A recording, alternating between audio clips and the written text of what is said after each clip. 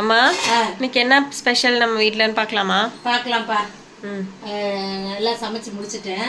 என்னென்னு பார்த்துருவோம். அதுக்கு முன்னாடி செல்லப்பிள்ளை செல்வி சேனலை சப்ஸ்கிரைப் பண்ணிக்கிறங்க, லைக் பண்ணுங்க, கமெண்ட் பண்ணுங்க, ஷேர் பண்ணுங்க, ஹைப் பண்ணுங்க. ஒரே ஒரு லைக்கை போட்டுருங்க மறக்காம. போட்டுட்டு வீடியோ பாருங்க. இப்போ நம்ம என்ன சமைச்சிருக்கோம்னு பார்த்துடலாம். மார்க்கெட்டுக்கு போயிட்டு வந்து சமைச்சாச்சு எல்லாத்தையும். சோறு முதல்ல போட்டுருவோம்.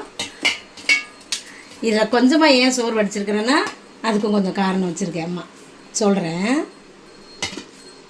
சொல்லுங்க. ஏன் நேற்று பிரியாணி செஞ்சோம்ல, அப்படியே பேலன்ஸ் ஆயிடுச்சு. அப்படியே சூடு பண்ணி எடுத்து வச்சிருக்கேன். இதில் பரவாயில்ல, நல்லாதான் இருக்கும், சூப்பரா இருக்குமா. சூடு பண்ணி சாப்பிட்டா இன்னும் டேஸ்டா இருக்கும். வீட்டு பிரியாணில காடை பிரியாணி செஞ்சோம்ல, அது அப்படியே இருக்கு. அதனால தான் வந்து சோறு கொஞ்சமாக வடிச்சுக்கிட்டேன். மீன் குழம்புக்காக தான் இந்த சோறு வடித்தேன். அம்மாவுக்கு மீன் குழம்பு வேணும்ல, சோறு வேணும். அப்புறம் வரால் மீன் குழம்பு வச்சாச்சு. இதை வெட்டி கொடுத்தவன் தான் எனக்கு இன்னும் கூட மனசார மாட்டேங்குது. எடுத்தோன்னு என்ன மண்டையை வச்சு பார்ப்போம். அம்மாவுக்கு பிடிச்ச மண்டையை வச்சிருவோம். ஓகே, சூப்பராக இருக்கு. நல்ல மண்டை நல்ல இந்த குழம்பு, இந்த மீன்லாம் வந்து நம்ம சாப்பிடணும். ஹெல்த்துக்கு ரொம்ப ரொம்ப நல்லது. முருங்கைக்காய் போட்டு மீன் குழம்பு வச்சுருக்காங்க. ஆமாம்ல, அதை மறந்துட்டேன் பாரு அம்மா. இதோ முருங்கைக்காய் பார்த்துட்டியா நீ? ஆமாம், போட்டு வச்சேன். ஏன்னா வாசமாக இருக்கும், நல்லாயிருக்கும் முருங்கைக்காய் மீன் குழம்புக்கு. ஓகே. அப்புறம் மத்தி மீன் வாங்கியிருந்தேன். அதில் வந்து கொஞ்சம் மீனை வறுத்தாச்சு. சூப்பர். அதையும் வந்து வாழைலாம் காணாம போச்சு. அம்மாவே கிளீன் பண்ணியிருந்தேன்னா கூட அழகா பண்ணிருப்பாங்க. வாழை எப்படி வெட்டி வச்சிருக்காங்க கண்ணா பின்னா வெட்டி கொடுத்துட்டாரு. அவ்வளோ காசு வாங்கிட்டு அப்படி பண்ணும்போது தான் டென்ஷன் ஆயிடுச்சு. அப்புறம் இதான் இன்னைக்கு நம்ம வீட்டில் சமையல். அப்புறம் ரசமும் இருக்கு. ஆமாம், ரசமும் வச்சாச்சு.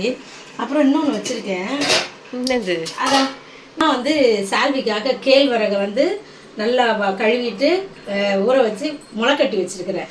செம்மையா இருக்குதுல்ல, இந்த அழகா கீழே வேரோட வந்திருக்கு. ஆமா, இதை வந்து நான் இப்படியே எடுத்து நல்லா நிழல்லையே காய வைக்கணும். காய வச்சு பவுடர் பண்ணி இது கூட ஒரு சில பொருள்லாம் சேர்த்து அவனுக்கு கொடுக்கலான் இருக்கிறேன். நாங்களும் என்னென்னமோ தான் கொடுக்குறோம்.